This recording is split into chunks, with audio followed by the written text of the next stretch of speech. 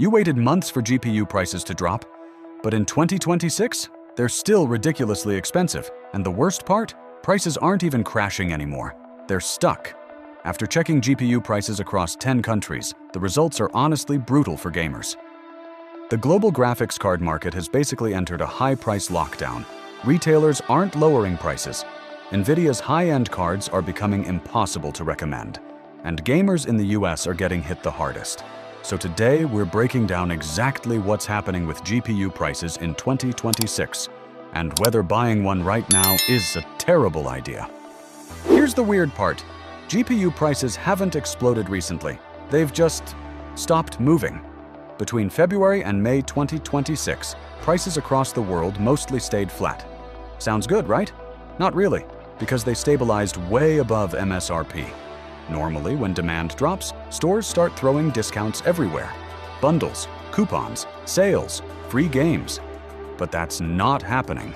Retailers are holding prices high, even while fewer people are buying GPUs. So instead of a crash, the market has become completely stagnant. Right now, graphics cards globally average about 16% above manufacturers' suggested retail price.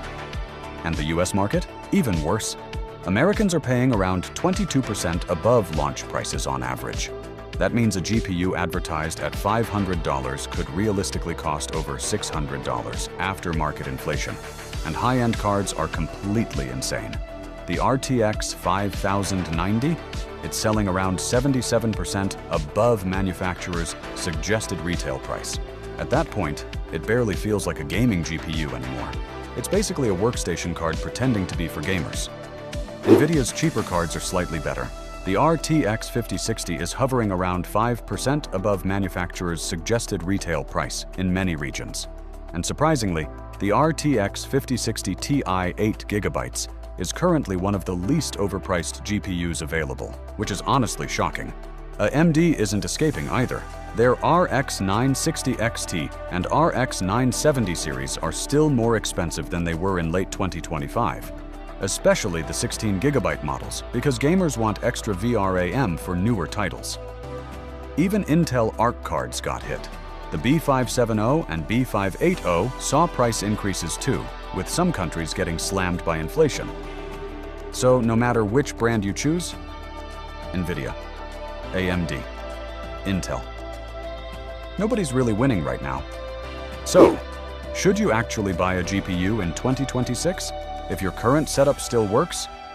Probably not, because right now, there are basically zero signs that prices are heading back to manufacturer's suggested retail price anytime soon.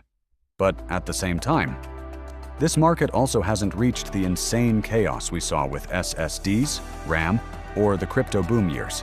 So unless your GPU is dying, waiting might still be the smarter move, especially with next-gen competition getting closer. The GPU market in 2026 feels trapped. Prices are too high, retailers refuse to cut deals, and gamers are stuck paying the price. But what do you think?